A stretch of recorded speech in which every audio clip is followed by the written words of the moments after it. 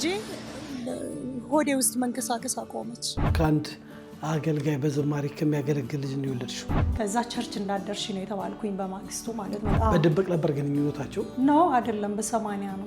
የእስራኤል ዳንሳ ሚስት አባረረችኝ 5 ሳንቲም ሳይሰጡኝ። ልጅቷ ምን ይሏታል? እዚህ እግርሽ ቢደርስ እግርሽን እንሰብርሻለን። በአደባባይ ካወራን ስማችን ክብራችን ይነካል ብሎ ስለሚያስቡ ቸርች ውስጥ እንደ ጉድ ኃጢአት በዝቷል። እዛ ቤት ውስጥ የሆነችውን ነገር ስትነግረኝ በህይወት ዘመኔ ሰው ታሪክ ነግሮኝ እንደዚህ አልቅሻለሁ። ጎዳና ላይ ወደቅሽ ወይ ምን ሆንሽ? ከዚህ በኋላ አልመለስም። ምንም ችግር ቢገጥም ቤት ውስጥ የሚባላ ነገር የለኝ። እርጉዙኝ ምንም ነገር አልበላም። እና ያቺ ከአረብ ሀገር የመጣችው ልጅ አገባ። በዚሁ ግደለኝ፣ እኔን ውሰደኝ። ልጄን ግን ጥሩ ሰው አይን እንዲመለከታት ያ ጥሩ ሰው ልጄን አነስቶ እንዲያሳድጋት ብዙ ዋጋ ከፍለሻል። እና እንደው በድብቅ የምትወል ልጁን ለማየት ለማገዝ አልሞከርሽም? ሁሉ አገልጋይ አይደለም። ለእንጀራም ያገለግላል፣ ለሴትም ያገለግላል። ከሆነ ቦታ አስቀመጣ የቤት ዕቃ ሙሉ ይዞ ወጣ። በሰበብ ብር ስምጥ ይግባ 5 ቀረ። አንቺም ከዛ አባረሩሽ፣ ድረሽም አላልሽ። በቃ እኔ ሁሉ ጊዜ እሷን ሴትዮ ሳስበው ይሁዳ ጌታ ኢየሱስ ክርስቶስን አቅፎ እየሳመ አሳልፎ እንደሰጠ ነው እሷን ሴትዮ ሁሉ ጊዜ ማስባት ማለት ነው። ከኔ ጋር እያለ ሌላ ህይወት አለው። ሚስት አለው። በእውነቴን ነው የምነግርህ። የሆነ ድለላ ላይ ምናምን ምሰራ ነው የሚመስለኝ። ሀና የምትባል የእስራኤል ዳንሳ ሚስት ስቲል ነው ይሄ አገልጋይ አለ በህይወት ስቲል ነው እየዘመረ ነው። አሁን ጥሩ ሁኔታ ላይ ነሽ? በጣም ጥሩ ትሰሪያለሽ? እሰራለሁ። የራስሽን ቤት ሰጥሻለሁ። እቺን ደግሞ ህፃን ልጅሽን ባርካታለሁ። በጣም መንገድ ላይ ስናድር አብሮ ከኔ ጋር የሚያድሩ በጣም ብዙ ወንዶች ሴቶችም ነበሩ።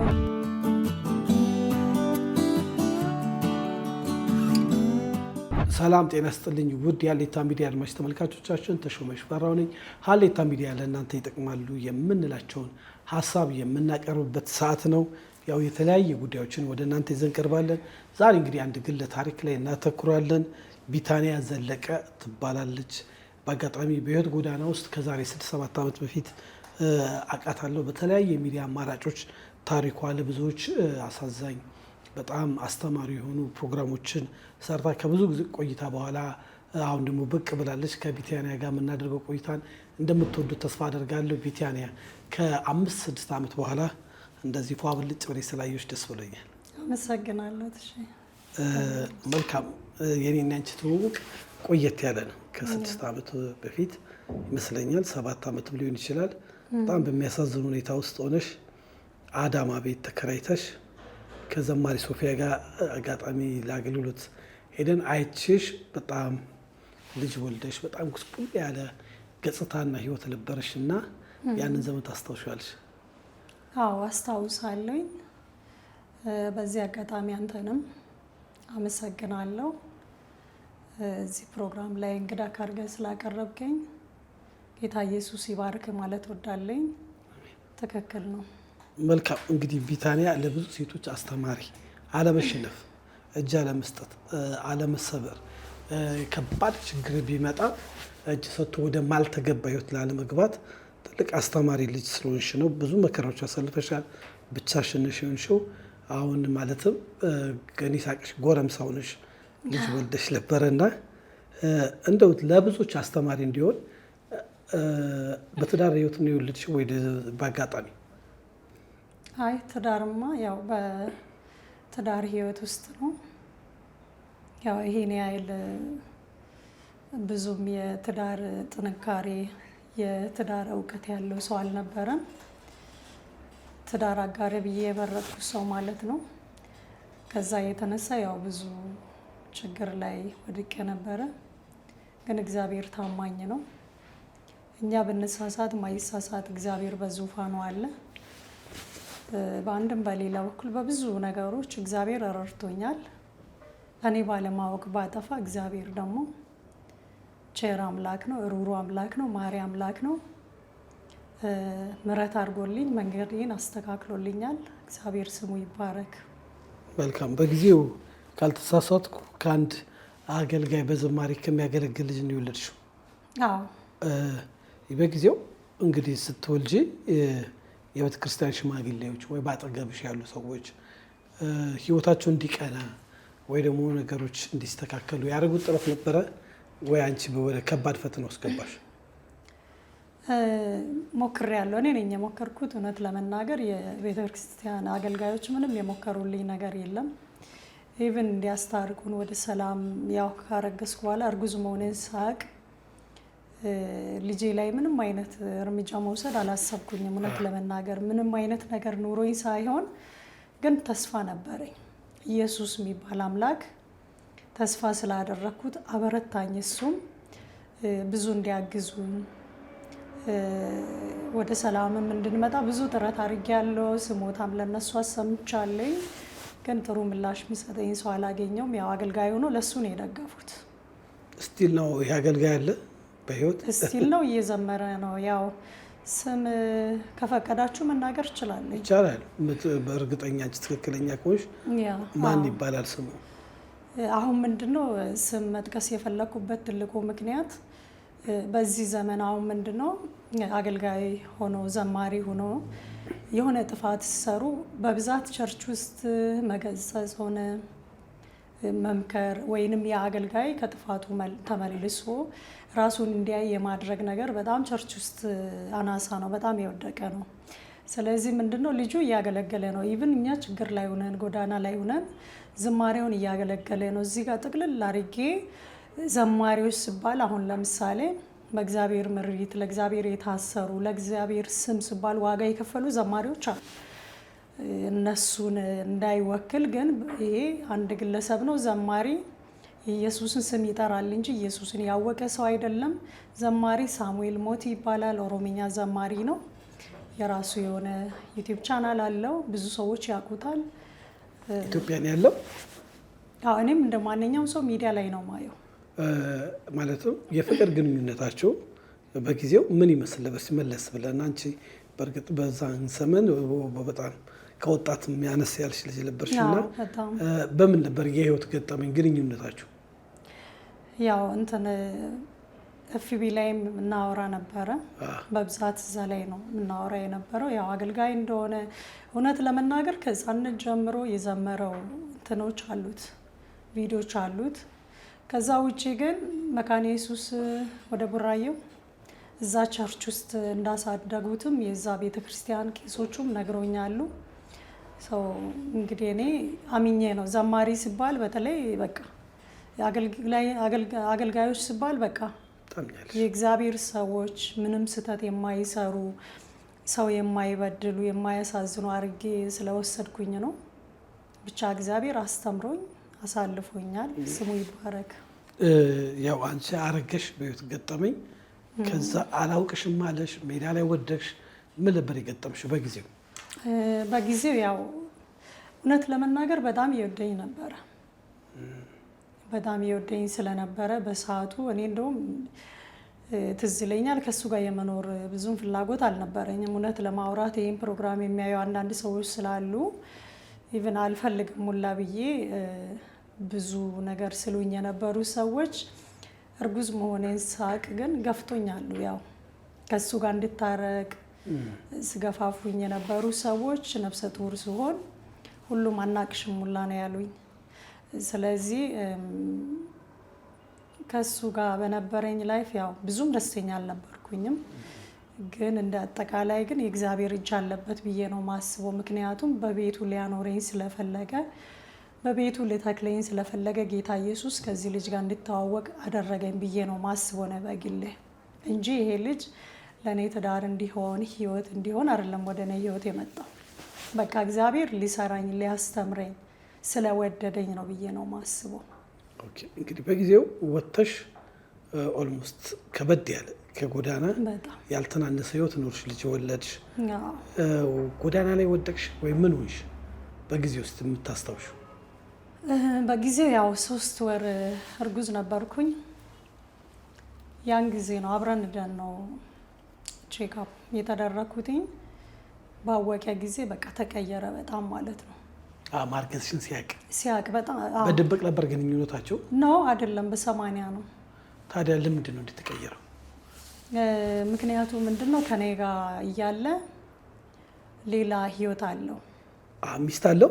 ሚስት አለው። እንደዛ አይነት ህጋዊ ሚስት ከአንቺ በፊት ያገባት ነው? ከኔ በፊት ሳይሆን ከኔ ጋር ሆኖ ከአረብ ሀገር የመጣች ሴት ጋር ሁሉን ነገር አመቻችቶ ቤት ተከራይቶ ምናምን ጨርሷል።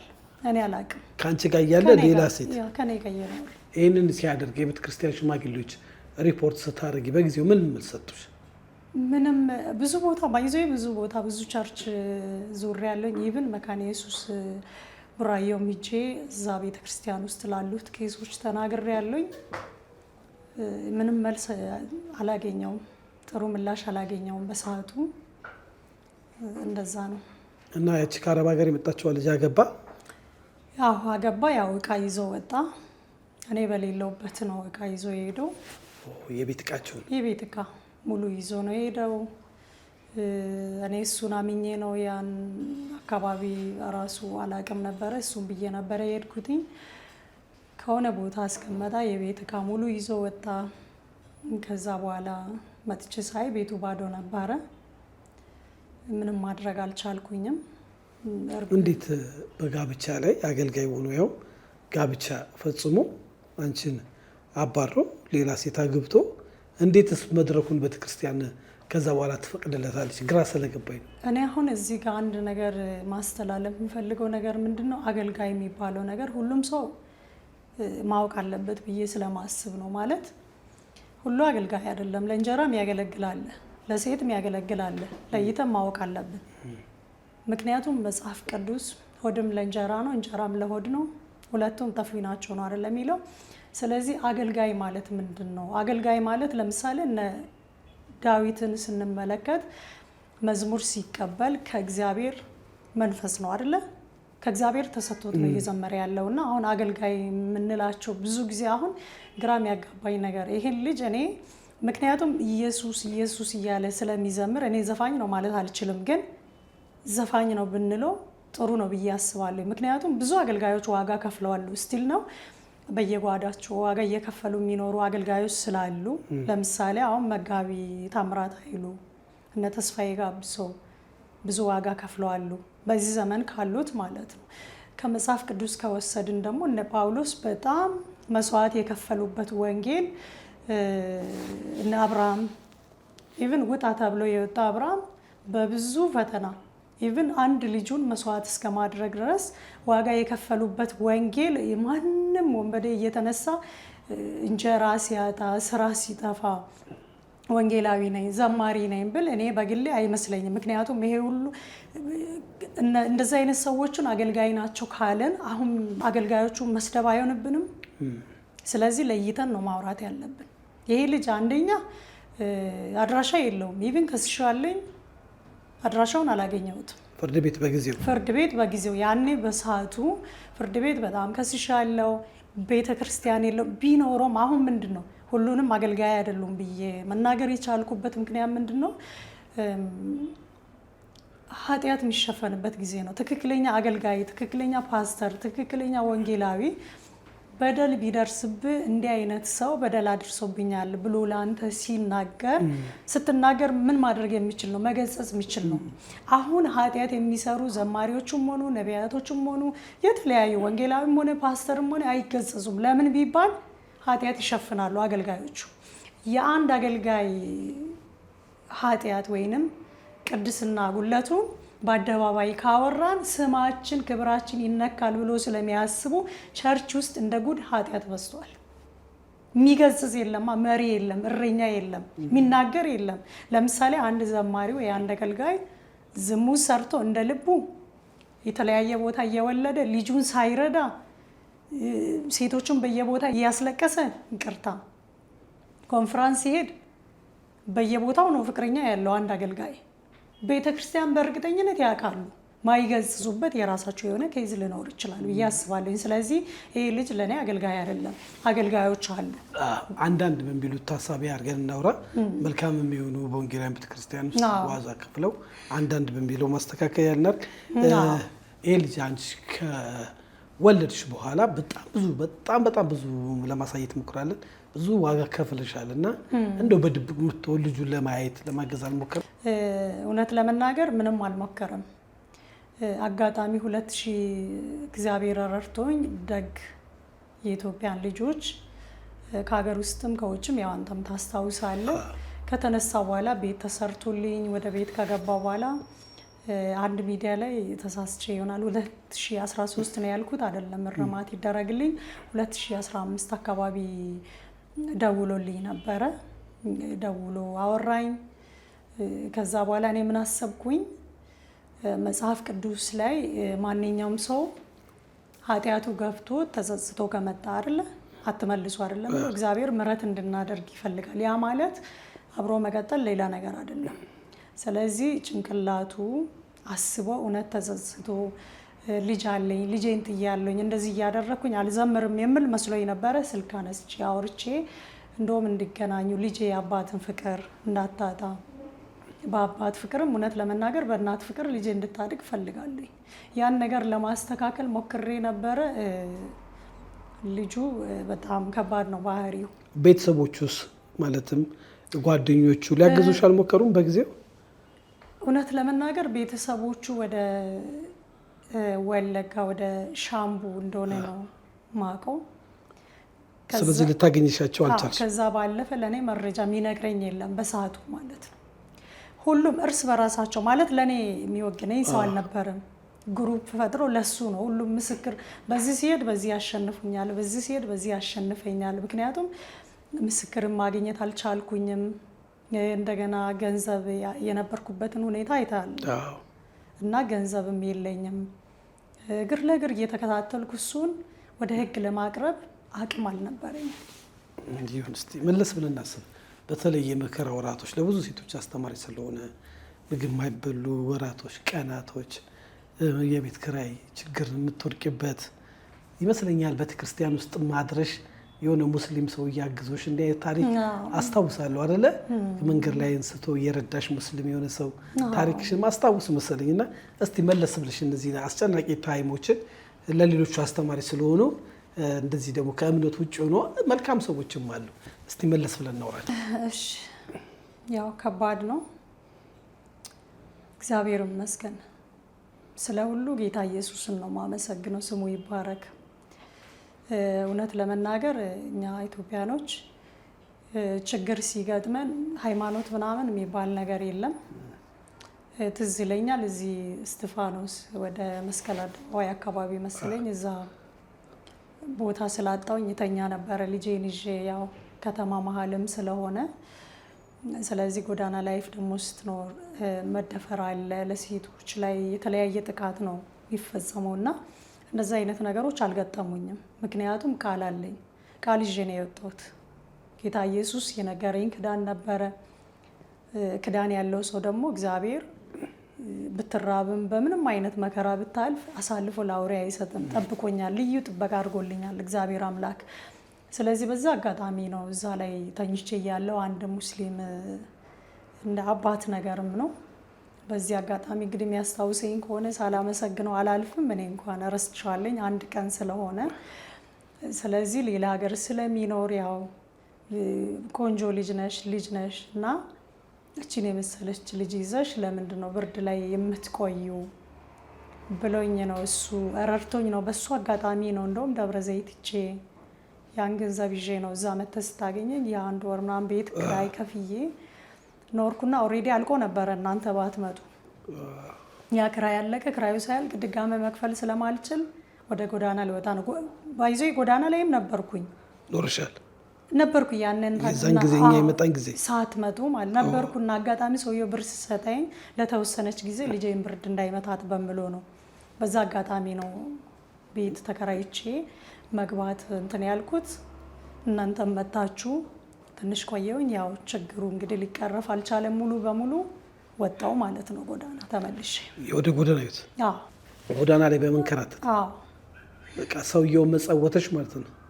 አዎ። በቃ እንደው ምን ይሰማሻል? ክርስቲያን ሆነሽ ጌታን የምትወጂ ሆነሽ አገልጋይ ባልኖሮሽ እንደዚህ አይነት ነገር ስታይ በጊዜው ምን ይሰማሽ ነበር? እግዚአብሔር ላይ ማጉረምረም አስተማሪ ስለሆነ ወይ እግዚአብሔርን በተስፋ መጠበቅ ምን ይሰማሽ ነበር? ያ አስብ የነበርኩት ለምሳሌ ቀደምም እንደነገርኩ አብርሃም በጣም ባለሀብት ነው፣ ብዙ ንብረት ያለ ሰው ነው። እግዚአብሔር ውጣ ያለው ከወጣ በኋላ ራብ ገጥሞታል። ብዙ ቻሌንጆቹን አልፈዋል የእግዚአብሔር ሰዎች። ግን በዛ መከራ ውስጥ ሳልፍ እግዚአብሔር ከኔ ጋር አልነበረም የሚል እምነት የለኝም። የሚገርመው ነገር ጎዳና ላይም ስኖር መጽሐፍ ቅዱስ ነበረ ከቦርሳዬ ውስጥ ተለይቶ አያውቅም። በእግዚአብሔር አዝኜ አላውቅም። አንድም ቀን ተከፍቼ አላውቅም። ግን የኔ ጸሎት ምንድን ነው? ከዚህ በኋላ ዓለም አልመለስም። ምንም ችግር ቢገጥመኝ አሁን ያለሁበት ህይወቴ ጥሩ ስለሆነ ከመራብ ውጪ ምንም አይነት ከእግዚአብሔር ይለየኛል የምል እንትን ስለሌለኝ በቃ አሁን ያለሁበት ሁኔታ ጥሩ ስለሆነ በዚሁ ግደለኝ፣ እኔን ውሰደኝ። ልጄን ግን ጥሩ ሰው በቃ አይን እንዲመለከታት ያ ጥሩ ሰው ልጄን አነስቶ እንዲያሳድጋት፣ እኔ ግን በቃ ውሰደኝ። በቃ ለእኔ እንጀራ የለም አይደለ፣ ምግብ የለም አይደለ፣ ለእኔ ቤት የለክም አይደለ ብዬ ነው ማስበው። ስለዚህ ወደ እግዚአብሔር መሄድ ነው እንጂ ማስበው ወደ ዓለም ተመልሼ ምናምን ነገር አላስበው። ምክንያቱም ብዙዎቹ ወደ ሴተኝነት አዳር ህይወት ወደ አልተገባ ነገር ሄዳሉ። ደልቷቸው አይደለም ስንጠይቃቸው፣ በጣም ህይወት ቻሌንጅ ሲሆንባቸው ስፔሻሊ ለልጆቻቸው ሲሉ ይጎዳሉ። ያንቺን ወደ ውስጥሽ አልመጣም እንዲህ አይነት ነገር በጊዜው? መቼም ሴት ምናሽ ነው ህይወት የሚባል ነገር አለ። ኢየሱስ ውስጤ ገብቷል። ኢየሱስ የሚባል ጌታ አግኝቼዋለሁ። ዓለም ለሰከንድ ታይቶኛ አቅም እውነት ለመናገር ከእንጀራ ውጪ ያው ስትራብ፣ ምክንያቱም እኔ ብቻ አይደለሁም የከበሩ የእግዚአብሔር ሰዎች፣ ኤልያስም ተርቧል። የኤልዛቤልና የአካብን ፉከራና ዛቻ ሰምቶ ያ የእግዚአብሔር ሰው ወጥቶ መንገድ ላይ ብዙ ራብ ገጥሞታል እና አስቤ አላቅም። በቃ ፍቅሩ ነው ማለት በቃ የእውነት ዘምር ነበረ በዛ ሁኔታ ውስጥ ጌታ በሚያውቀው በጣም ዘምር ነበረ።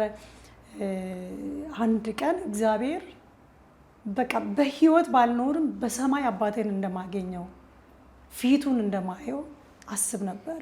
ግን የልጄ ነገር ነው ማለት የሚያስጨንቀኝ ነገር ብርድ ላይ ስትሆን እንደ ሌላ ሰው ልጆች የተመጣጠነ ምግብ ሳታገኝ ምናምን ስትቀር ያ ነገር ይሰማኝ ነበረ። ከዛ ውጭ ግን ዓለም የሚባል ነገር አስቤ አላውቅም። የሚተናኮሎች ስምችም ውጭ አድረሽ ቀርቶ በቤትም እያለሽ አስቸጋሪ ነው። እንደሱ አይነት ክፉ ነገር ደርሶብሽ አያውቅም? ጌታ ኢየሱስ ስሙ ይባረክ። በጣም መንገድ ላይ ስናድር አብሮ ከኔ ጋር የሚያድሩ በጣም ብዙ ወንዶች ሴቶችም ነበሩ። እንደውም ለዚች ህፃን ልጅ ወጥቶ ቀዝቃዛ ነገር የሰው ትራፍ እንዳትበላ ብሎ ራሱ ሰርቶ ንጹህ ምግብ ገዝቶ ለእሷ ይዞ የሚመጡ ልጆች ነበሩ።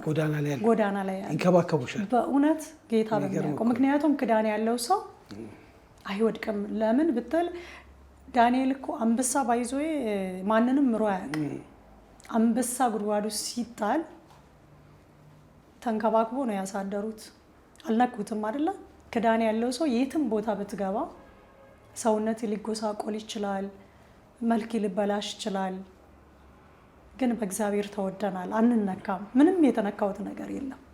ስለዚህ የኪዳኑን ጉልበት አይተሻል ማለት ነው። የጌታ ኢየሱስ በቃ ሆኖልኛል። ምክንያቱም ምንም እኔ መንገድ ላይ በጭራሽ ምንም ነገር አልገጠም። 2 ዓመት ከባድ ነው። ህፃን ልጅን ይዘሽ እንግዲህ ቤተክርስቲያን በራፍ ላይ የሆነ ህንፃው ልጅሽን ብርድ እንዳይመታው እየታገልሽ ነው የምትኖሪው እና በመላው አዲስ አበባ ዞርሻል ማለት ነው። ቦታ ፍለ ዙሬ ያለኝ የምዞርበት ምክንያት ምንድን ነው? ብዙ እዚህ ጋር ግን አንዳንድ ጊዜ ማስተላለፍ የምፈልገው ነገር አለ ለቸርቾች፣ ወንጌል አማኞች። በጣም ብዙ ጥሪ አድርጌያለሁኝ እውነት ለመናገር እና እኔ ምግብ እችላለኝ ማለት ከየሆቴሉ እየጠየኩኝ ምናምን እየበላውኝ ነው።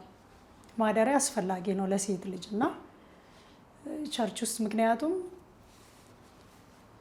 ልንገለገልበት ነው አይደለ? የትኛውም እምነት ተቋማት የድሃ ነው። እዚህ ጋር መታወቅ ያለበት ነገር ሰው ነው ደግሞ ሁሉም ፍጹም ነው ማለት ሳይሆን የሚያጠፋ ሰውም ሊኖር ይችላል። እና ምንድነው የኔ ጥያቄ? እኔ ምግብ የተረፈውን እየጠየኩኝም ቢሆን ምግብ እችላለኝ። ምግብ አላስቸግራ፣ ግን ወንበር ላይ ቢሆንም ልተኛ ለልጄ ደህንነት ስል ማለት ነው። አዳራሽውን ማለት ነው። አዳራሽ ቸርች፣ የትኛውም ቸርች ጠይቄያለሁ። በራቸውን አልከፈቱልሽ? ኖ በቃ ፈቃደኛ አይደሉም። ሌባ ይበዛል። እንደዚህ ተቸግረናል መጥቶ እንደዚህ ስጋራ የሚያጭዝ አላስፈላጊ ነገር የሚያደርጉ ብዙዎች ስለገጠሙኝ የሚል ምላሽ ነው የተሰጠኝና አንዳንዴ በጣም የተጎዳ ሰው ለይተው ማየት ቢችሉ። ለምን ቢባል ጌታ ኢየሱስ ራሱ በመልኩ እንደሚመጣ እኮ እኛ እናውቅም አይደል? ደሃው ነው ምስኪኑ ነው ቢመጣ ማን ነው የሚቀበለው? ማለት ከአፍ ያለፈ ቢሆን ጥሩ ነው አይደለ? ምክንያቱም አሁን አንዳንዴ እሁድ ቀን እየጠበቅን እንደምንሰብክ እንደምናወራ አይደለም። ውስጥ ያሉ ነገሮች በጣም መስተካከል አለበት እላለሁ። መልካም ጥሩ መልዕክት አስተላልፈሻል። መለስ ብለን ለማስታወስ ነው ምስሎችሽን በጊዜው ኢሳትም ይመስለኛል የተለያዩ ሚዲያ የኔታን ይሰራ ነበረ ትልቅ ጉዳይ ነበረ በጊዜው ፋይናሊ ግን በሆነ ገጠመኝ እስራኤል ዳንሳ ቸርች ሄደሽ በዩሮ በዶላር በኢትዮጵያ ብር ህዝቡ ሁኔታሽን አይቶ ተረባርቦ እኔ በጊዜው ወይ ከተለያዩ ምንጮች ባገኘ ነው በትንሹ እስከ 3 ሚሊዮን ብር አንቺ ለማቋቋም ፍራንክ ተሰብስቧል። መጠኑ ዘቅም ከፍም ሊል ይችላል። ይሁንና ያ ብር ግን ስፔሻሊ ስታወሪ ነው የሰማሁት በጊዜው የእስራኤል ዳንሳ ሚስት አባረረችኝ 5 ሳንቲም ሳይሰጡኝ ህዝቡ የሰበሰበልሽን የተወሰደብሽን እስቲ ገጠመኛው። እሺ እንግዲህ ያለፈ ታሪክ ስለሆነ ነው አንዱ ለማስተማር ለሞቀስ ሳይሆን በነገራችን ላይ የነዚህ ሰዎች ስም ተተሻለክ መጥራት ይቅርታሪ ነኝ እንግዲህ አይ ችግር የለውም ባላነስ ያመኛል ለምን ህመም አለብኝ ምክንያቱም እስራኤል ዳንሳም ሆነ ምስቱም እኔ እውነት ለመናገር አሁንም ድረስ የኔ ጥሪ ማለት ያለፈው አልፈዋል መጽሐፍ ቅዱስ ላይ አንዲት ያቺ ኃጢአተኛ ሴት ውድ ሽቶ አመጣ ኢየሱስ ላይ አይደለ የሰበረችው ስለዚህ አንድ ደሃን ወይንም ኃጢአተኞቹን የማይወዱ አንዳንዶቹም እዛ ነበሩ የኢየሱስ ተከታዮች ማለት ነው በቃ ደሃ የማይፈልጉ ኃጢአተኞቹን የማይፈልጉ አይጠፉም ኢየሱስ ምድር ላይ ባለ ጊዜም ነበሩና ምንድነው ያሉት ይሄ ሽቶ ቢሸጥ ለብዙ ደሃዎች ይሆን ነበር አለ በዛን ሰዓት የኢየሱስ ምላሽ ምን ነበረ ደሃዎች ሁሉ ጊዜ ከናንተ ጋር ይኖራሉ አይደለም ያለው ስለዚህ ደሃዎች ሁሉ ጊዜ ከናንተ ጋር ይኖራል ማለት ያፈጠጣችሁ ያያያችሁ እናንተ እየሰበሰባችሁ ለልጃችሁ ላጎት ልጅ ላክስት ልጅ ወተራ እየሞላችሁ ሌላ ባዳው ግፉ የሚል አይደለም ደሃ ማለት በስትንፋሱ የተፈጠረ ሰው ልጅ የሆነው ማለት ነው እምነት ሳይለይ እና መርዳት ማለት ነው እዚህ ጋር ወደ እስራኤል ዳንሳ ሲመለስ የማይነጋ ለሊት የለም በእኔ ማየት ይችላል እስራኤል ዳንሳ ጋር እግዚአብሔር ያወሰደኝ ልፈት ነው እስራኤል ዳንሳ ቸርች ወይንም እነሱ የሚያገለግሉት በእግዚአብሔር መንፈስ አይደለም በጊዜው ግን በጣም ታዋቂ ነበረ ወንበር የማይገኝ ሰው ከክፍለ ሀገር መጥቶ ይጨናነቃል ታስታውሳለህ እንዳሁኑ አልነበረም በጊዜው ከውጭም ሰዎች ይመጡ ነበረ አይደለ ካልተስተ አይ ተከክል ነው እና ወደ ጉባኤው ገብተሽ በምን ገጠመኝ ነበር የተሰበሰበልሽ እንግዲህ ዙሮ በችግር ነው ራብ ላይ ነበርኩኝ ችግር ላይ ነበርኩኝ ሊሄድ የነበርኩትም በሰዓቱ ወደሱ ቸርች አልነበረም ወደ ሌላ ቦታ ነበረ እየሄድኩኝ ያለውትና መስክሬ ያለው ብዙ ሚዲያ ላይ ሰዓት ላይም ተናግሬ ያለው እኔታ ዩቲዩብ ላይም ተናግሬ ያለውኝና ያው የሚያቁኝ ሰዎች ይረዳሉ በያስባለሁ እዛ ቸርች ሊሄድ ስለ አጋጣሚ የኢንጂነር ስመኘው ቀብር ስነ ስርዓት ሽኝት ነበረ መስቀል አደባባይ አካባቢ በዛ በተነሳ ግጭት ምክንያት እኔ ወድቄ ነበረ እርጉዝ ነበርኩኝ 8 ወር ከ20 ቀን ምናምን ነበርኩኝ ልጄ መንቀሳቀስ አቆመች ከዛን በህልሜ አየሁትና እውነት በህልሜ አይቼው ልጅሽ ደህና ናት ሰላም ነሽ የሚል ህልም ስላየሁኝ እጄ ለምን አልመሰክርም ብዬ ነው ቦታውንም አላቅም ያጠያየኩኝ ነው ሄድኩትኝ ግን እግዚአብሔር እውነት በእግዚአብሔር መንፈስ ስለሚሰሩ ሳይሆን እግዚአብሔር ሊያዋርዳቸው ስለፈለገ ስሙን ሊያስከብር ስለፈለገ ኢየሱስ በደሙ የማይቀልድ አምላክ ስለሆነ ወደሱ ቸርች ላከኝ እንጂ እውነት ሊረዳኝ አይደለም ብረዳኝ ጊዜያዊ ነው ምክንያቱም እኔ ቢረዳኝ እሱ ብዙ ነገር የሚያገኝ ሰው ነው ስለዚህ እኔ ብዙ ቁስል ህመም ስላለብኝ ስለሱ ሰውየው ማለት አይ እንደ ብር ተሰበሰበልሽ በጣም ብዙ ብር ለማስታወስ ሳይሆን ለብዙ ሰው በጣም ብዙ በዚህ አጋጣሚ ያን ጊዜ እኔን ለመርዳት እየተንቀሳቀሱ ሁሉም ይመናኖቹ በጣም አመሰግናለሁ ትምህርት እንዲሆናቸው ማለት ነው ከዚህ በኋላ ምክንያቱም በጣም ሰጡሽ በእጅሽ ወይ ከለከሉሽ ምንድነው እንሹ በግዜ ማት ብር ተሰበሰበ ብር እየተሰበሰበ ያለ ምንድነው ያለው እንግዲህ ከምስቱ ጋር ምን እንደተነጋገሩ አላቀም ያው እሷ ከስርስሩ አጠፋ ቁጭ ብላ ነበር እሷ ህዝቡ ያለቀሰ ከልብ ኢቭን አገልጋዮች ጭምር የሚያለቅሱ አሉ ስለዚህ ያለቀሱ ገንዘቡ ተሰበሰበ በጣም ብዙ ብር ነው የተሰበሰበውና ከዛም በቃ አቁሙ ምናምን ነገር አለ ከዛ ማሰባሰቡን አቆሙ። ከዛ በኋላ የማገለግለው እግዚአብሔር ምስክሬ ነው፣ በጌታ ፊት ነው ምላችሁ፣ ገንዘቡን አቁሙ። እቺን ህፃን ተቀብዬ ማሳድግ እኔ ነኝ። ባለ 2 መኝታ ኮንዶሚኒየም ቤት ተከራይቼ ሁሉን ነገር ልጅቷን በቃ ምናምን ነገር አለ። እኔ ደግሞ የምር መሰለኝ ደሃ የምር ነው የሚመስለው ችግር ላይ ስትሆን ሰው የሚያወራው ነገር። ምክንያቱም ቃሉ የማይሻር የማይለወጥ ጌታ ኢየሱስ ብቻ ነው እዚህ ምድር ላይ። ምክንያቱም ሰዎች የተቸገሩ ሰዎች ሰው ላይ በጣም ትኩረት ማድረግ አያስፈልግም። ምክንያቱም የእግዚአብሔር ቃልም ሰውን ተስፋ የሚያደርግ እሱ የተረገመ ስለሚል ቃሉ ከዛ ተስፋ ረኩኝ። ያኔ ታማኙ ነው እውነት በማገለግለው ፊት በጌታ ፊት ብሎ ቃሉን ጠብቆ ቢሰጠኝ ያኔ እኔ ቤት ገዛ ነበር። ብዙም እንዳሁኑ አልነበረ። ከዛ በኋላ የተወሰነ ብር በሰዓቱ 2,000 ብር ምናምን እንደዛ ለታክሲ ነው የተሰጠኝ።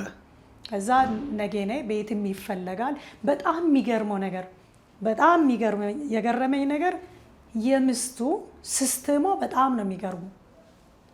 በእውነቴን ነው ነገር የሆነ ድለላ ላይ ምናምን ምሰራ ነው የሚመስለኝ። ሀና የምትባል የእስራኤል ዳንሳ ምስት ነይ ትላለች አይደለ? ቁጭ ያሉትን ሰዎች ጠርታ ደላላ እንትን ቤት አይተህ አገኝታል እንደማስመሰል ነገር።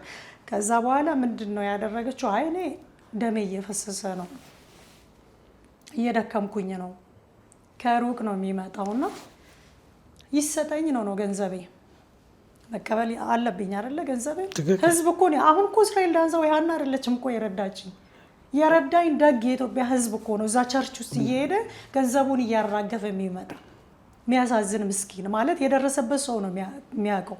አሁን ሰው እዛ ሆይ ምሎ ይሄን አምጣ የፍቅር ስጦታ የእንትን ስጦታ ሲባል የምር ነው የሚመስለው። ለእግዚአብሔር የሰጡ እግዚአብሔርን የረዱ በእስራኤል ዳንሳ ወርዶ እግዚአብሔር ሙሉ በሙሉ ነገራቸው የሚቀይር ነው የሚመስለው። እና በዛ መልኩ አመንኩኝ እኔ። ከዛ ቸርች እንዳደርሽ ነው የተባልኩኝ በማግስቱ ማለት ነው። ብሬን ለመቀበል ህዝቡ ሰብስቧል። እዚህ እንዳደርሽ ነው ያለችው። እንደውም ይግረማችሁ ባሌ ጋር ትዳሬን ልትበጠብጥ ነው ያለች። ሌላ ጾታዊ ግንኙነት እንዳላችሁ አድርጋ እንደዚህ እኔም ምን ጾታ ግንኙነት ሰው እንዲያምናት ነው። በዛ ላይ ደግሞ አንቺ ስኩል ያልሽ በመከራ ውስጥ ያልሽ እኔ እኮ እንጀራ ብቻ የሚታይ ሴቴው አሁን እስራኤል ዳንሳ ጋር ምን አይነት ኬዝ ነው የሚኖረኝ? እሱ በጊዜ ብዙ ቺኮች ምናምን ይኖሩ ሰማይ እሱ እንዱ ሰማይና ምድር ነን እንጂ እኔ በሩ ጋር ራሱ ቢያስጠጉኝ ለእኔ ትልቅ ክብር ነው። እና ሰው እንደዚህ አይነት ነገር ተጠቀመች። ስለዚህ ያው መቼስ እኔ ልጅ አላት። ያው እግዚአብሔር ማለት መጨረሻችን ማንም አያውቅም። እግዚአብሔር ነገም እንደሚያረጋት አላውቅም። ግን ብቻ እኔ እንደዚህ ድሃ ጠል ሰው እንደ እስራኤል ዳንሳ ምስት እኔ አይቼ አላውቅም ምድር ላይ። በጣም ነው የሚያሳዝነው። በእውነቴን ነው ነገር በቃ ድሃ አትወድም። ለምን እኔ አሁን እግዚአብሔር ጥሩ ሁኔታ ላይ ነው ያለሁት። እግዚአብሔር ይመስገን። ጌታ ኢየሱስ በብርቱ ክንዱ ረድቶኛል አይደለ? ያዕቆብም ምንድን ነው ያለው? ያልኩን እስካደርግልህ ድረስ አልተውም ያለ ጌታ እኔንም አልተወኝም። ያዕቆብ ባይኖር እኔ አለሁ፣ አብርሃም ባይኖር እኔ አለሁ። እግዚአብሔር በዘመናት ሁሉ የራሱ የሆኑ ሰዎች አሉት። ስሙ ይባረክ። ስለዚህ የኔ አምላክ ጌታ ኢየሱስ ድሃውን የሚወድ ምስኪኑን የሚወድ የወደቀውን የሚያነሳ ሰው አክባሪ ሰው መሆን የሌለበት ጌታ ኢየሱስ ክቡር የሆነ ውድ ኢየሱስ በዙፋኑ ለዘላለም ከብሮ መኖር የሚችል ሰው ለድሃ ብሎ ነው ከላይ ከሰማይ ወርዶ ሰው የሆነ። የመጨረሻ ውርደቱ የኢየሱስ ሰው መሆኑ ነው አይደለ? ሰው ሆነ፣ በቃ ተዋረደልን።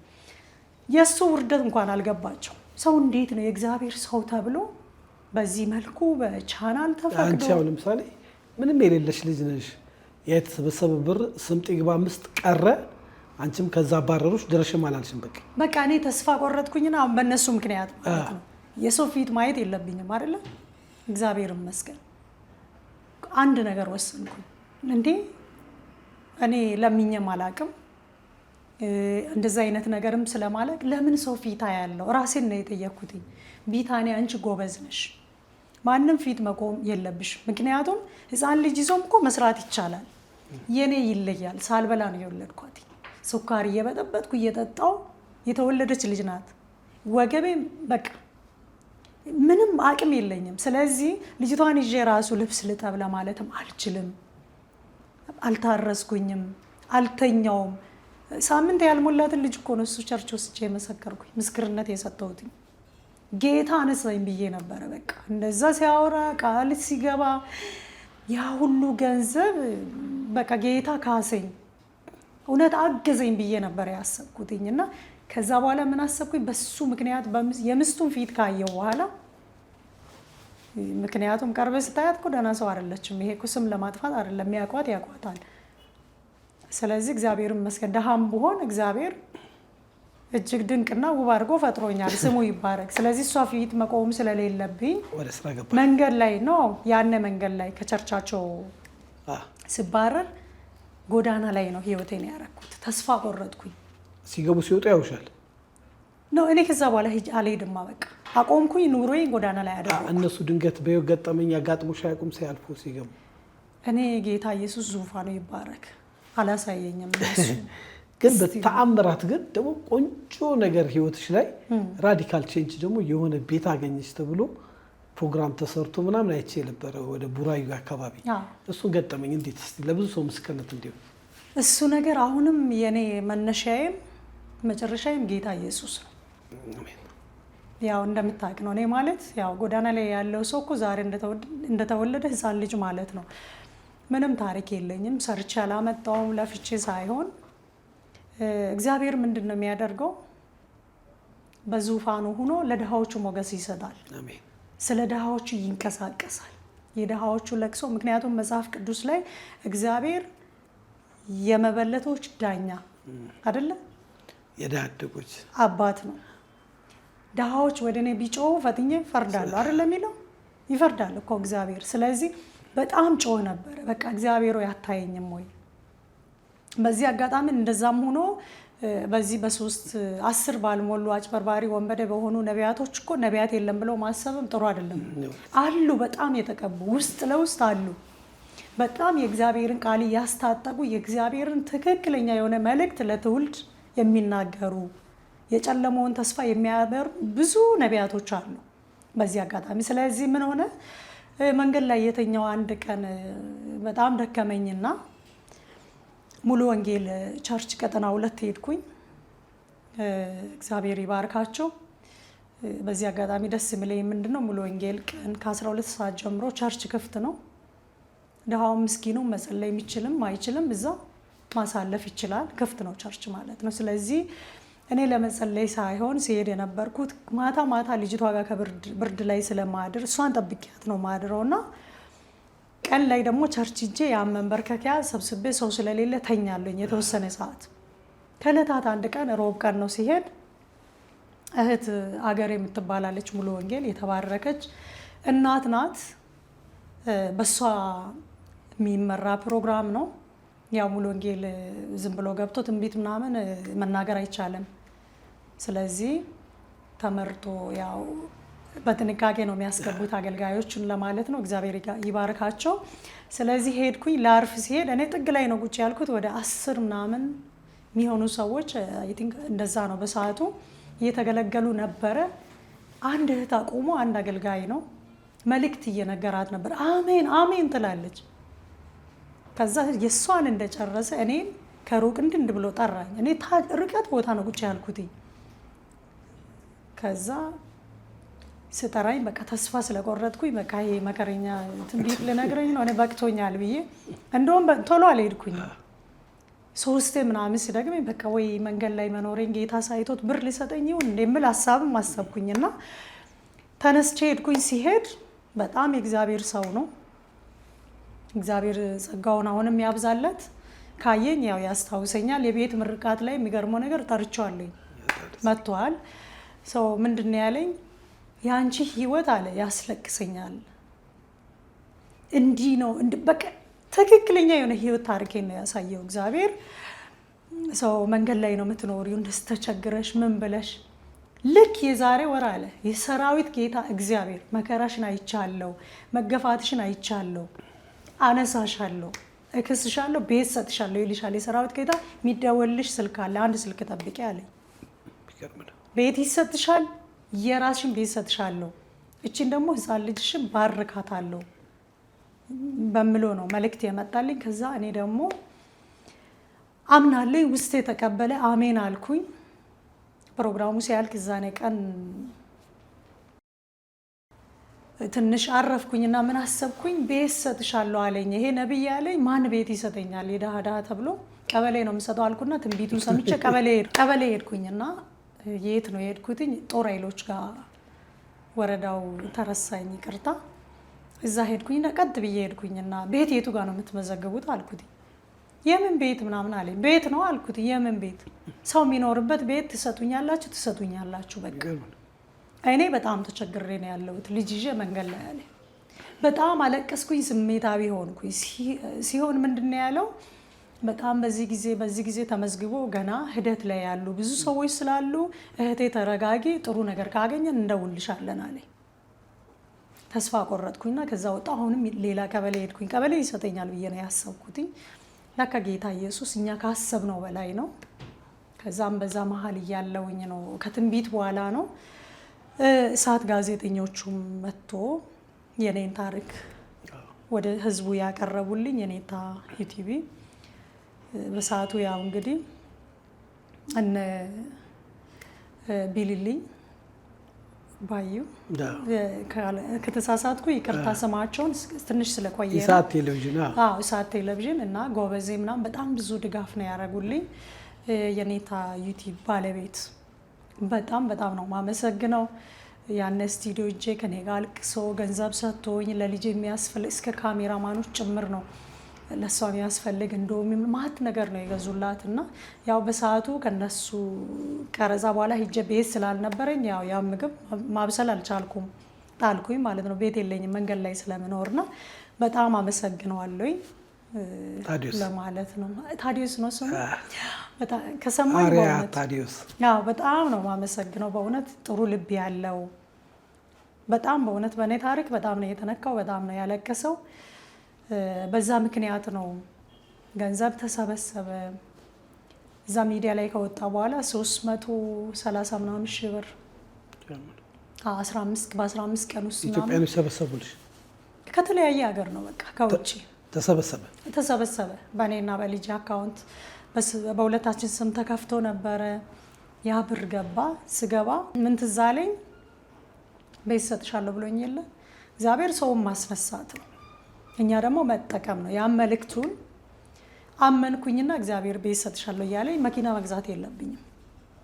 ቤት ፈለግኩኝ። ብዙ ቦታ ማግኘት አልቻልኩኝም። መናገሻ ቡራዩ አካባቢ አገኘው። ጌታ ረዳኝ። በ300 ምናምን ሺህ ብር መሬት ባዶ ተገኘ። ከዛ በኋላ ያ መሬት ከተገዛ በኋላ ብዙ ወገኖቹም ተንቀሳቀሱ። ቤት ተሰርቶ በዚህ ሁኔታ መግባት የቻልኩት ጌታ ኢየሱስ ሞገስ ሰጥቶኝ ነው ለማለት ነው። ሰዎች አልረዱኝም ሳይሆን በጣም ረድቶኛሉ። ሙስሊሙ፣ ኦርቶዶክሱ፣ ሁሉም የተለያየ እምነት ያላቸው ሰዎች በጣም ነው ማመሰግናችሁ። እግዚአብሔር እንደተናገረ አደረገልኝ። በቃ እግዚአብሔር ሰዎችን አስነሳልሻለሁ አለ። እንደውም እግዚአብሔር ያለኝ ከባህር ማዶ ከውጭ ከኢትዮጵያ ውስጥ ሳይሆን ስለ አንቺ ስለዚች ሕፃን ክንዴ ተነስታለች ነው ያለው ጌታ ኢየሱስ ስሙ ይባረክ። መልካም እንደተናገረ አሁን ጥሩ ሁኔታ ላይ ነሽ። በጣም ጥሩ ሁኔታ ትሰሪያለሽ። እሰራለሁ። አሁን በአዲስ አማራጭ መተሻል። በአዲስ አማራጭ እስቲ አስዋቂን። ምን ልትሰሪ ያሰብሽ ቢታንያ? ያሰብኩት ያው ምንድነው እግዚአብሔር ሲያግዘን ሲያነሳን በራሳችን መቆም የለበትም፣ ለሌሎች ደራሽ መሆን አለብን። ስለዚህ እዚህ ሚዲያ ላይ ወጥቼ የተወሰነ ስጠፋ ደግ ሰዎች ከዚህም በፊት ያገዙኝ ሰዎችም ጠፍተሻል ከሚዲያ ላይ በአንቺ ሁኔታ የተነሱ ሰዎች ከሚዲያ አይጠፉም፣ አንቺ ምን ገጥሞሽ ነው ምናምን እያሉኝ ከአሜሪካም ከተለያየ ሀገር እየደወሉ የሚጠይቁኝ ደግ ሰዎች ስላሉ አሁን በራሴ ዩቲዩብ ቻናል ለመምጣት ተዘጋጅቻለሁ። ዩቲዩብ ላይ ማለትም የህይወት ምስክርነትን የደከሙ ሰዎችን ማገዝ፣ ሴቶችን መንከባከብ፣ ሰዎችን መርዳት በቃ ባገኘሁት ማለት ትላንትንም ተረዳውኝ። እግዚአብሔር አነሳኝ አሰበኝ አይደለ? በዚህን ሰዓት ባይዞ ልጅ ይዞ ማለት ነው ከኔ ባሴ የኔ እንደውም አንድ ነች። ጌታ ረዳኝ 3 ልጅ ይዞ እዛ ላይ እናቶች ነው ታማሚዎች በተለያየ በሽታው ነው መንገድ ላይ ልጆቻቸውን ይዞ በልመና የተሰማሩ እህቶች እናቶች ስላሉ እነሱም በጣም ማገዝ በእውነት ልቤ ነው የሚነካውና በቻልኩት አቅም ባለችኝ አቅም ትላንት ያካፈሉኝ ሰዎች ስላሉ አሁንም በቻልኩት አቅም ያካፈልኩኝ ነው። በሰፊው ደግሞ ለማካፈል ይሄ ቻናል ይረዳኛል ብዬ ስላሰብኩኝ ቢታንያ ሾው በሚል እየመጣው ነው። አግዙኝ። ደስ ይላል። ሀሌታ ሚዲያ እንግዲህ ቤቲ አንድ ቃል ኪዳን ይገባልሻል። ቆንጆ ማስታወቂያ እንሰራልሻለን። መተሽ ቢታንያ ሾው የሚመጥን ማስታወቂያ እንሰራለን። ከዛ የሀሌታ ሚዲያ ኮሚኒቲ የሚባል አለ ዩቲዩብ ቻናል ላይ ሁሉም እያገባ 300 ምናምን ሺህ ፎሎወር አለን። ሰብስክራይብ እንዲያደርጉሽ ቶሎ ብለሽ ወደ ስራ እንድትገቢ ሀሌታ ያግዝሻል። ቃል እንገባለን። በጣም አመሰግናለሁ። ተሽያንተንም አመሰግናለሁ። ከዚህም በፊትም ብዙ ድጋፍ አድርገህልኛል እና ከአንተም መልእክት እንደሰሙ እኔም ጥሬን አቀርባለሁ። በቻሉት በየትኛውም ነገር እንዲያግዙኝ ይፈልጋለሁ። አሁን ለምሳሌ በጸሎት ስቱዲዮ የለሽም፣ ካሜራ የለሽም፣ እውነት ነው። ፍላጎቱ ብቻ ነው ያለሽ። ፍላጎቱ ነው በቃ ተነሳሽ። ሀሌታ ሚዲያ ያግዝሻል። በዓለም ዙሪያ ያላችሁ ይሄን ዩቲዩብ ብታዩ የቤቴን አድራሻ እናስቀምጣለን። የኛ ሳይሆን የቤቴን አድራሻ እናደርጋለን። ካሜራ የምትረዱ በገንዘብ የምታግዙ ስቱዲዮ መጫን ብዙ ወጪዎች አሉብን እኛ ራሳችን ስለምናውቀው ፕሮፌሽናል የሆነ ስቱዲዮ አድርጋ ቶሎ ብላ ደግሞ ራሷንም አግዛ በተለይ የተጎዱ ደግሞ ሰዎችን እንዲያወጣሽ እንዲደገፉ ብታደርጊ እኛም ቀኝ እጅሽን እንሰጣለን። ፈጣሪ ይርዳሽ። አሜን። በጣም ነው ማመሰግነው። እንደው ሳልጠይቅሽ ቀረ የምትይው ነገር ካለ በዓለም ዙሪያ ያሉ አድማጭ ተመልካቾቻችን አስተላልፊ። እኔ ለማለት የምፈልገው ወደ ምስጋና ከመግባቴ በፊት ለሴት እህቶቼ እና ለቤተ ክርስቲያን መሪዎች በጣም ማለት ፈልጋለሁ። እንደ ልመናም ጭምር በዚህ ዘመን አሁን ዘመኑ መጨረሻ በሆነበት ሰዓት ላይ አገልጋዮች በተለይ ካውንስሊንግ ለነሱ ማስተላለፍ ፈልጋለሁ። ካውንስሊንግ ብዬ የመረጥኩበት ምክንያት ምንድን ነው ብለህ ብትጠይቀኝ አንድ ጌታ ኢየሱስን ወክለው ኃላፊነት የተቀበሉ ከመንግስትም ኃላፊነት ስላላቸው ሙሉ ኃላፊነት አደራ ስለተቀበሉ ምድር ላይ ብዙ ነገር እየተፈጠረ ስለሆነ በጣም ብዙ በደል በስቷል። ምክንያቱም ቸርች ማለት ወይንም ወንጌል ማለት ጳውሎስ በዚህ መልኩ አይደለም ቸርች የተከለው። በዚህ መልኩ አይደለም፣ ስራ ለመፍጠር አይደለም። ወንጌል ገብቶት ነው ጳውሎስ በየቦታው ቸርች እየተከለ ያለው። ጳውሎስ ደግሞ ቸርች አሁን በዚህ ዘመን እንደ ጳውሎስ ምናምን የሚባል ነገር አለ አይደለ? እንደ ጳውሎስ አይደለም ቸርች እየተተከለ ያለው። መሀል ከተማ ቢዝነስ ያለበት ቦታ ሴንተር ተደርጎ በጣም ተመርጦ ነው ቸርች እየተተከለ ያለውና በየገጠሩ ገና ወንጌል አልገባም። በየክፍለ ሀገሩ ወንጌል አልገባም። ይሄን እንዲያዩ አደራ ማለት ፈልጋለሁ። ገጠሩንም ይጎብኙ፣ ይሄዱ፣ ይውረዱና አገልጋይ ካሉስ ከሆኑ ወደ ገጠር ወርዶ ደግሞ ይሄዱ። ምክንያቱም እነ ጳውሎስ የቀመሱትን ሐዋርያቶች የቀመሱትን እነ ጴጥሮስ ያዩትን ማየት አለባቸው። ስለዚህ ቸርች አሁንም ወንጌል ለትውልድ አልደረሰም። ወንጌል እንዲያደርሱ ለካውንስሊንጎች ማስተላልፈው በየአገሩ ኢትዮጵያ ውስጥ ባሉ ክልሎች ላይ የቱ ጋር ነው ወንጌል ያልገባ? እኔ በጣም የገረመኝ ነገር ቅርብ ጊዜ አንድ ሀገር እጅ ነበረ፣ ክፍለ ሀገር አካባቢ ቆይቼ ነበር የመጣሁት። ወንጌል ስርጭት ወጥቶ ነበሩ። አዲስ ኪዳን መጽሐፍ ቅዱስ ሙሉ በሙሉ ተቀዶ የዋለበት ሀገር አለ። በየመንገዱ በየትምህርት ቤቱ መጽሐፍ ቅዱስ ባይለኛ ተቀዶ ወንጌል ስርጭት ተብሎ ወጥቶ የተሰጣቸውን መጽሐፍ ቅዱስ እየተቀደደ ነው። ምክንያቱም ቻናል ያላቸውም ቢሆኑ ኢየሱስን ወክሎናል የሚያገለግሉት። ይውረዱና ገና ያልዳነ ነፍስ አለ። ሰዎቹ በጨለማ ታስሮ ወደ ሲኦል እንዳይወርዱ ይውረዱ። ወደ ገጠር ሩቅ ቦታ ሂዶ ማገልገል ይለመድ ለማለት ፈልጋለሁ። ከዛ ውጪ ግን ለሴት እህቶች ነው። ምክንያቱም ኢየሱስ ያለ ሁሉ የእሱ አገልጋይ አይደለም። ጥንቃቄ ያስፈልጋል። እዚህ ጋር እኔ አገልጋይ ነኝ ብሎ ተታለን መተን ኢየሱስ እንዲህ ነው። ቅድም መጀመሪያ እንደጠቀስኩ ሴት ለማግኘት ስል ቸርች የሚከፍት አለ። ገንዘብ ለመሰብሰብ ስራ ሲያጣ እንደ አማራጭ እንደ ቢዝነስ ነው የሆነ ባይዞ ትልቅ ቢዝነስ ነው የሆነ። ስለዚህ ሴቶቹ ተታሎ አገልጋይ ነገ እንደኔ ተጎድቶ ሚዲያ ላይ አገልጋይ እንዲህ ያለን ከማለት ግን ጥንቃቄ መውሰድ። እኔ ባለማወቅ ነው ተሳስቼ ነው ያኔ ብዙም እውቀት ስላልነበረኝ ተጎድቻለሁ። ግን አሁን ጥንቃቄ አድርጉ እህቶቼ ለማለት ወዳለኝ። አመሰግናለሁ።